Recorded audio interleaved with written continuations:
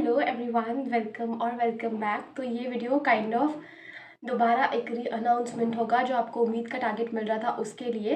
तो एनीवन जो पुराने उम्मीद वाले टारगेट को जिन्होंने 3-4 दिन फॉलो किया था उनके लिए भी है, और जो न्यूली उम्मीद के टारगेट को रिवाइज करना चाहते हैं। अगर आपने नोट्स ले लिए हैं पर समझ नहीं आ रहा कि पेपर से पहले 3-4 बार कैसे रिवाइज करूँगा काजल दी, तो उसके लिए है। और बीच में ये गैप पड़ गया क्योंकि मेरी यूनिवर्सिटी के एग्ज़ाम्स हो गए।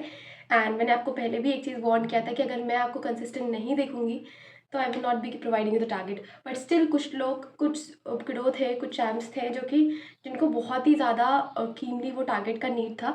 तो जो भी है, जिनको भी ऐसा लग रहा है कि Kajal di I want to revise the entire syllabus at least 3 to 5 times अगले 2 महीने से पहले, और बहुत ही आराम से हो जाएगा। मतलब मैंने टारगेट बनाया ऑलमोस्ट 10-12 मार्च तक का, एंड बहुत ही आराम से हो जाएगा 3-4 बार, क्योंकि एक दिन में एक ही तो लेक्चर है, उसके बाद आप पूरे दिन फ्री हो, राइट। तो आपको सबसे पहले करना क्या चीज़ है, आपको ऑलमोस्ट इस उम्मीद के टारगेट में 2 चैप्टर्स बायोलॉजी के मिलेंगे रोज़, ठीक है। आपको 2 चैप्टर बायोलॉजी की इसलिए क्योंकि इसका वेटेज ज़्यादा है, राइट। दूसरा 1 चैप्टर फिजिक्स का मिलेगा। तो अगर आपने नोट्स प्रिपेयर करके रखे हैं, आपको नहीं भी याद है ना, फिर भी अब आपको याद हो जाएगा। केमिस्ट्री के लिए भी आपको ऑलमोस्ट 1 चैप्टर मिलेगा, कहीं कहीं आपको 2-2 चैप्टर्स दिए गए हैं ताकि हम क्विक रिवाइज कर सकें। और जहाँ 2 चैप्टर्स दिए गए हैं और अगर वो बड़े चैप्टर्स हैं तो आपको फर्दर दूसरा दिन भी उसी के लिए दिया गया है। तो मुझे पता है कि कौन सा चैप्टर कितना वेटेज रखता है, क्या इंपॉर्टेंस है, क्या सिग्निफिकेंस है। इसीलिए आपको जो करना है वो ब्लाइंडली फॉलो। बस आपको एक टारगेट मिल गया है, आप सुबह उठेंगे, आपको खुद से लिखना नहीं पड़ेगा, आप ये लिख करके सोएंगे रात में और या सुबह उठते ही लिखेंगे। और बस वो ऐसे होता है ना, फोकस, वो हॉर्स की तरह की एकदम सिर्फ एक डायरेक्शन में हमारे पास फोकस है, सिर्फ एक डायरेक्शन में अगले 2 महीने के लिए। क्योंकि आज अगर 2 मार्च हो जाता है तो 2 महीने का सिर्फ आपको फोकस चाहिए, सिर्फ 2 महीने का अवेयरनेस चाहिए। 2 महीने का आपको अपने गोल को लेकर के सीरियस होना है। अपने पास्ट में कितना, क्या सीरियसली क्या पढ़ा, don't don't give it a shit, just focus on right next 2 month, अगले 2 महीने के लिए फोकस करो। एंड उसके अलावा बी फोकस्ड, बी कंसिस्टेंस। हमेशा consistency will be the king. Hard working है, अगर आप एक दिन 16 आवर्स पढ़ लेते हो, अगले दिन ब्रेक लेते हैं, फिर अगले दिन 6 घंटे पढ़ते हैं, इससे बेटर है कि आप 9 घंटे रोज़ पढ़ें। इससे बेटर है कि आप 10 घंटे रोज़ पढ़ें, लेकिन रोज़ पढ़ें। और रोज़ में भी ऐसा होता है कि संडे, चलो ठीक है, हम मानते हैं कि आपने 6 दिन पढ़ाई की है, एक दिन आपको ब्रेक के लिए, रिजुविनेशन के लिए मिल गया, उसमें भी कुछ टाइम अलॉट कर लो। बट आपको एक चीज़ और जो करनी है विदाउट मतलब विथ टारगेट्स कंप्लीट करने के अलावा, वो है आपको रोज़ अपनी लाइफ में 10 मिनट का फिजिकल एक्टिविटी इंक्लूड करना है। 10 मिनट, सिर्फ 10 minute. I am asking for only 10 minutes. 10 minutes की कोई भी फिजिकल एक्टिविटी, आप जॉगिंग कर सकते हैं, तेज़ी से वॉक कर सकते हैं ताकि आपका सांस फूले, वॉट एवर। इससे क्या होगा ना, आपका जो ब्रेन का सप्लाई है ब्लड का वो बढ़ जाएगा। जैसे ही ब्रेन का ब्लड का सप्लाई बढ़ाना, तो हमारा जो हिप्पोकैम्पस, प्री फ्रंटल कॉर्टेक्स, ये जितने भी इम्पॉर्टेंट सेंटर्स है जो मेरी मेमोरी के लिए है, वो सब आपका अच्छे से काम करेगा ताकि आप कम टाइम में ज़्यादा आउटपुट निकाल सके। पहला इंपॉर्टेंट चीज़, ठीक है। दूसरा इंपॉर्टेंट चीज़, आप अपनी लाइफ में 5 मिनट के लिए मेडिटेट कर रहे होंगे। आप या तो ब्रीदिंग से कर सकते हैं, या तो आपको गाइडेड विजुअलाइजेशन मिल जाएगा यूट्यूब पे। टाइम 1 हफ्ते 1.5 हफ्ते पहले वाला, आप उसको 2x की स्पीड पे भी लगा के सुन लो, कोई दिक्कत नहीं है। ये अगर आप गाइडेड विजुअलाइजेशन कर रहे हो तो इससे चीज़ क्या होगी ना कि आप पम्प्ड अप रहोगे, हमेशा एनर्जेटिक फील होगा आपको। तो आपको 5 मिनट मेडिटेशन करना है, 5 से 10 मिनट। अगर जो कर रहा है वो करते रहो कंटिन्यू, जितने भी टाइम के कर रहे हो। लेकिन जो नहीं कर रहे उनको करना है, क्योंकि आई वॉन्ट कि आप जब पढ़ाई करें तो आपके दिमाग में over thinking, stress, anxiety, peer pressure, success, failure कम चले, और उस टाइम पे पढ़ाई पे फोकस ज़्यादा चले, फोकस बहुत ज़्यादा चले। तीसरा इंपॉर्टेंट चीज़ जो आपको टारगेट के अलावा करना है, वो आप जितना पानी इनटेक करते हैं उससे ज़्यादा पानी इनटेक करना है। वाटर इनटेक को आपको बढ़ाना है। Reason is water, 75% water, 60% exactly 60% human body water का बना है। डिहाइड्रेशन से आपको फटीग, आपको टायर्डनेस, आपको लेथार्जी, आपको आई से रिलेटेड एरिया में पेन, जो ब्लैक सर्कल, डार्क सर्कल्स होते हैं, वो भी हमको कहीं ना कहीं एक तरह से लेट में सोने की जगह, इसके अलावा भी हमको डिहाइड्रेशन भी शो करता है। आपके जो स्किन है वो अगर आपको हार्ड दिख रही है, इसका मतलब भी आपकी बॉडी डिहाइड्रेटेड है। तो आपको डिहाइड्रेशन को प्रिवेंट करने के लिए आपको वाटर कंज्यूम करना है। इसके अलावा पूरी तरह से फोकस्ड, डेडिकेटेड और अवेयर होकर के प्रॉमिस करना है खुद से भी, मुझसे भी, कि आप अगले 45 डेज़ के लिए, 45 डेज़ के आसपास ये टारगेट खत्म हो जाएगा ऑलमोस्ट।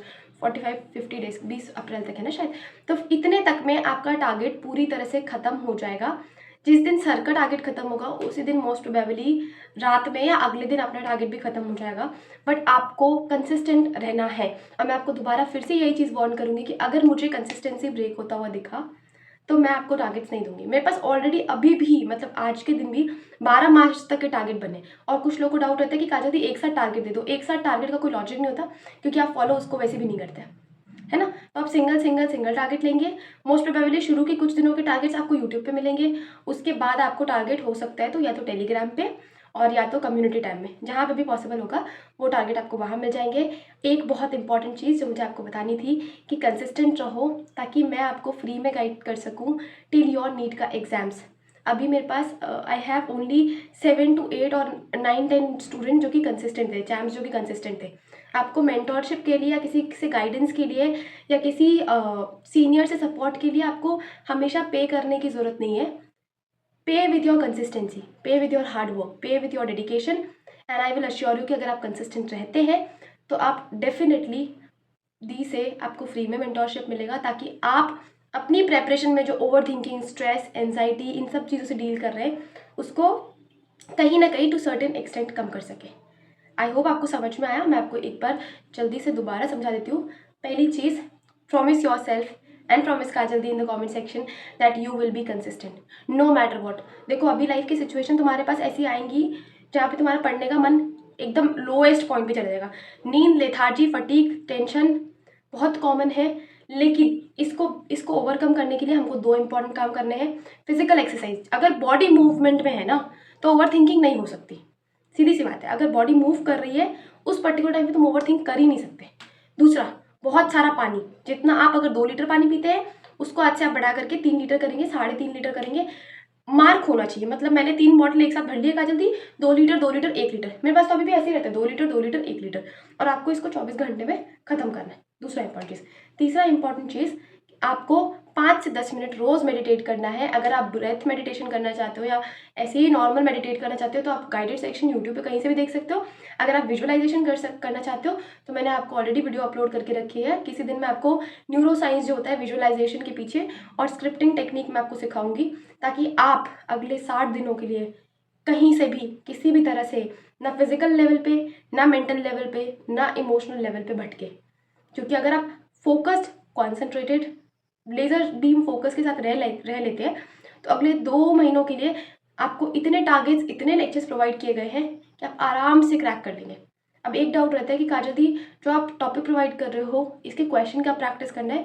तो देखो फिजिक्स के आपको एक चैप्टर दिए गए हैं जिसका ऑलमोस्ट ड्यूरेशन 2 से 3 घंटे के बीच में है।